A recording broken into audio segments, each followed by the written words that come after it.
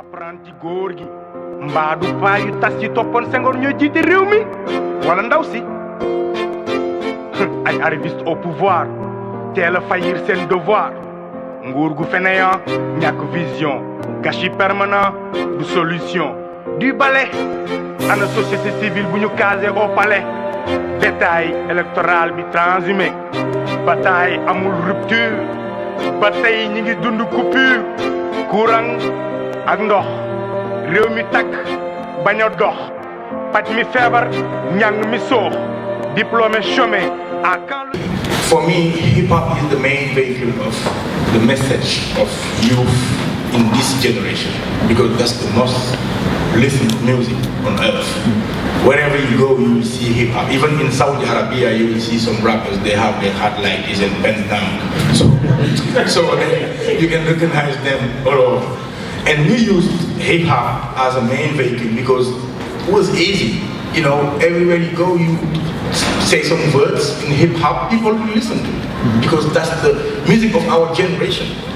And if I remember Fela Kuti said that one day. He said music will be the weapon of the future to change the country, to change the world. Huh?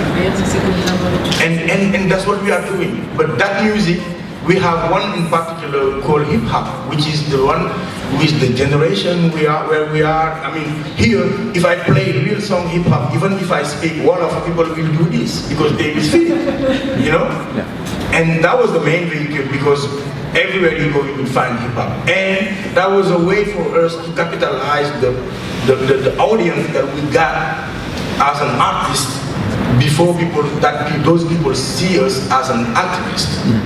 And also to reach the underground hip hop, because those underground hip hop, they're close to their own public, because they are from a neighborhood and all the neighborhood know them, they're kind of leaders in their own neighborhood. So we use those young underground artists also, part of the movement, very representative, because we have like over half of the artists in the movement, they are underground rappers and they got a lot of respect, a lot of street credibility in their own neighborhood. This is why hip-hop was really useful. And I think the same happened in Burkina Faso because people don't rely on politicians anymore. And this classic civil society, those guys with suit and tie wrote a lot of books, read a lot of books, and just say words and say some fantastic phrase, but they're not on the grassroots. People need people on the grassroots, and rappers are on the grassroots because they live it, they feel it. Day by day, they know it, they struggle, they hustle to be where they are. They come from zero to hero, you know? They know the process of being in the street or of suffering. Do not be fit or do not have anything, even for one sound. You need to struggle, you need to go run behind promoter or producer, that kind of feeling, you know? Yeah. Thank you. I talk too much. Sorry. That's what she just said. Well, she's tough. Yeah, for me, there is nowhere on earth a good president. Nowhere. Politicians will stay politicians, no matter what. His skin, his color, wherever his age, he's a politician. He will lie one day, he will corrupt one day, or will be corrupt one day. There is always only good citizens, aware citizens, involved citizens who understand how things should be. And then we can talk about institutions. That's the only way. Africa or Senegal or whatever will be never handled by one man. One man can do anything. One man can do anything. If we have Africans together or Senegalese together as a community, as a people from a country, they want to be one nation, then things is going to change. And this is why we say that the NGS, the new type of Senegalese that we are trying to bring up, we are in each school in Senegal, every schools, like for the young primary school, to try to, you know, sensitize those young kids saying, letting them know that you have to pay your taxes, you have to take care of you have to take care of these details. Don't throw your trash in the street, don't pee in the street, respect rules, the light is red, you have to stop. Those ideas, maybe in 20 years coming, there will be new type of Senegalese. And 5 years after, the president of Senegal will be part of those kids. Is going to be like a new type of president because part of a new type of Senegalese. Building up a country will always take time. We can't like say, okay, tomorrow we want to change and tomorrow we want to change. No. Politicians, we can put pressure on them to develop it. But the change will come from the population. If they develop this campus, build up nice building, do everything that they need, and when we finish this talk, I go there, just drive there and pee. And you're left like your cup of coffee. Because I didn't change my mind to move forward and think for the future. This thing will go down like week coming. So politicians developed, population change. And we need change and develop to change the situation of the whole country. That's what we call development. So I think the advices that I will give to all those politicians in Africa or on earth, they have to know that now it's not possible anymore to keep lying to population people because we are aware and we are ready for change. We're going to work on that. And there is no possibility to lie on us every day and cut deals. No, it's not possible anymore. Yeah.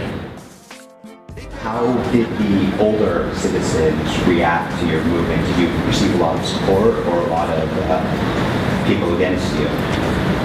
Yeah, that was something fantastic. You want to respond? How the older people respond to us?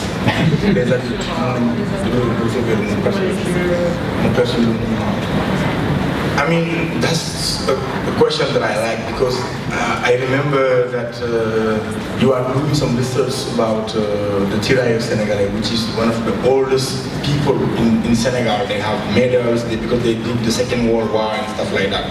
And those people, when I met them on the street, they do this to me, respect. Because they think that we are like the generation who took how to call it again? No, not really. Really? You say really in English? No? What? Really? Relay. Yeah, relay. That's how they feel. Passing yes. The turn. Yeah. So that's how they feel, most of them. But there is another part who doesn't like us at all. Because we are breaking some rules of the society. A woman, as Sophia, taking her responsibility, being in the front and saying what she thinks about the society wasn't the case in 20 or 50 years ago. Or me taking the microphone in front of the audience and saying to the president, you were lying. It's not something usual that people do say. Yes, youth didn't have the right to say something in front of elders. You should keep it. Even when you are having food with the elders, your hands should not go in the middle to grab fish or chicken. You have to stay until the elders give you a piece of fish or a piece of meat. So that was the way that they pursued it. Some of those fundamentalists or conservative people, they don't like us at all. But there is also a part of the society we call the Marre, which means the religious chief. They are most of them they are Muslims, but for them we wasn't supposed to do even hip hop because we have our pants down. Is something coming from the United States, and we are saying Yanamar, which is a word against elders, and it's not right to say that. And we have a kind of dialogue because we went to see them. For example, if I give you an example, we went to see one of the major Marabout, the most followed, the one that people follow a lot. We had that discussion. That's what Yanamar was doing. We were calling them to a dialogue, We went to see them and discuss about issues of the country and say, we are doing this because of that. We should do this because we're part of this generation and stuff. But pretty much, all of us, they support us a lot. But they couldn't go in the street, but they support us a lot. But you have also to know that Senegal is 75% under 30 years. So that is something important also, which is a very young country. Very, very, very young country. I am part of the oldest. No stop touch, clap condamned. soo jox ma foofu ndox mu sedd waaye. sa waay fii dara sedd fi courant dafa coupé si suba ba tey